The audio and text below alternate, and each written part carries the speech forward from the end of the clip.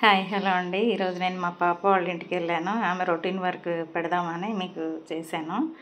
ఆమె cauliflower curry కోసమని onions పచ్చిమిర్చి కడిగి పెట్టుకుంది. తర్వాత క్యాలీఫ్లవర్ చక్కగా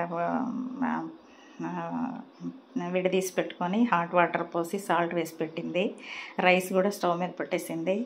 ఇప్పుడు పచ్చి పులుసు కోసమని చింతపండు నానబెట్టిందండి.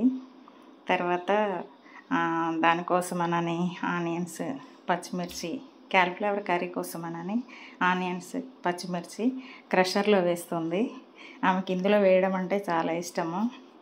ఎప్పుడు అదే యూజ్ చేస్తుంది తను. అందులో వేసి క్రష్ చేసి పక్కన పెట్టుకుంటుంది. అలా క్రష్ అవుతుంది, చాలా బాగా క్రష్ అవుతుంది. తర్వాత స్టవ్ వెలిగించి దాని మీద కళాయి పెట్టింది. కళాయి పెట్టి ఆయిల్ వేసి, ఈ కళాయి అంటే ఆమెకి చాలా ఇష్టము. ఇది మా పాప నేను మా ముగ్గురులో ఎవరు ఏ వస్తువు కొన్నా ముగ్గురికి సేమ్ కొంటాము. అలాంటిదే ఇదొకటి. అందులో ఆయిల్ వేసి ఆవాలు జీలకర్ర ఎండుమిర్చి పచ్చిమిర్చి వేసింది. తర్వాత కరివేపాకు కోసం పరిగెట్టుకెళ్ళి కరివేపాకు చెట్టు మీద నుంచి తెప్పుకొచ్చింది, ఫ్రెష్గా వేసింది. అందులోనే కొంచెం అల్లం వెల్లుల్లి పేస్టు పసుపు వేసి పచ్చివాసన పోయేరకు వేయించి క్యాలీఫ్లవర్ వేసింది. చక్కగా అవన్నీ కలిపేసేసుకొని క్యాలీఫ్లవర్ కర్రీ చాలా బాగుంటుంది, చాలా ఫ్రెష్గా ఉంది. దాని తర్వాత స్టవ్ మీద పక్కన రైస్ కూడా పెట్టేసుకుంది. పచ్చిపులుసు కోసమనే ఎండుమిర్చి పచ్చిమిర్చి కాలుస్తుంది స్టవ్ మీద.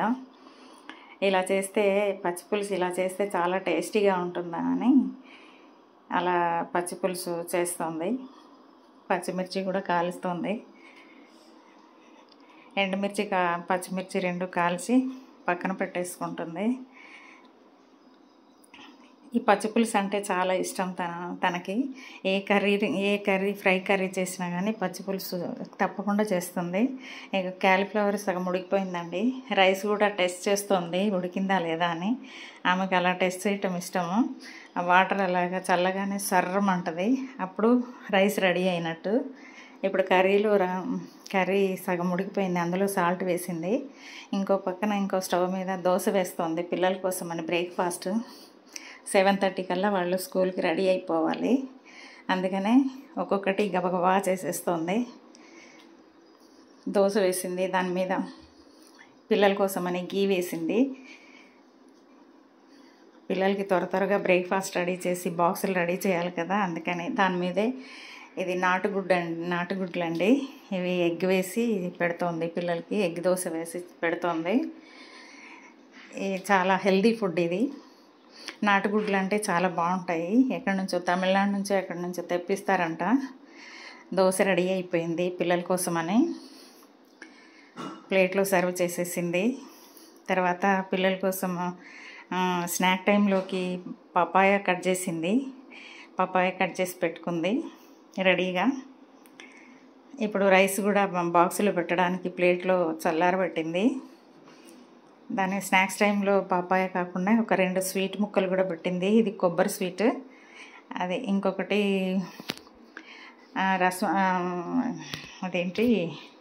అదేదో స్వీట్ అండి చెప్పింది.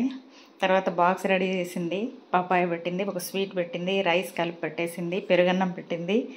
ఇందులో కర్రీ రెడీ అయిపోయింది, అందులో కొత్తిమీర వేసింది. ఇప్పుడు పచ్చిపులుసు రెడీ చేస్తుంది.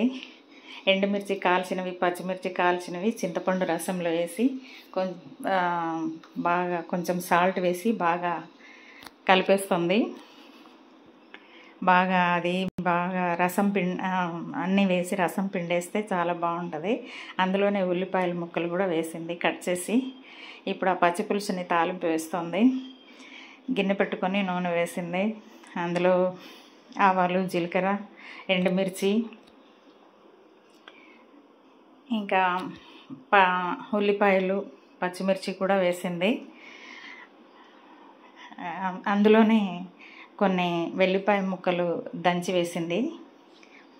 తర్వాత కరివేపాకు పరిగెత్తుకుంటూ వెళ్ళి కోసుకొని వచ్చింది మళ్ళా. అవన్నీ వేగాక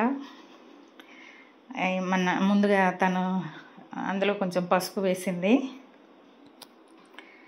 ఇవన్నీ చక్కగా వేగాక ముందుగా రెడీ చేసి పెట్టుకున్నటువంటి పచ్చి పులుసుని ఇందులో పోస్తుంది. ఈ పచ్చి పులుసు అంటే తనకు చాలా ఇష్టము. ఏ కర్రీ ఫ్రై కర్రీ చేసినా కానీ పచ్చి పులుసు తప్పనిసరిగా చేస్తుంది. చూడండి ఎంత బాగుందో లుక్ కూడా. పచ్చి పులుసు కొంతమంది తాలింపు వేయరు, కానీ తను వేస్తుంది. అలా వేస్తే చాలా టేస్టీగా కూడా ఉంటుంది. పిల్లలు కూడా ఇష్టంగా తింటారు, పిల్లలు పెద్దలు. ఇలాగ పచ్చి పులుసు అయితే రెడీ అయిపోయిందండి. ఈ వీడియో మీకు నచ్చితే లైక్ చేయండి, సబ్స్క్రైబ్ చేయండి.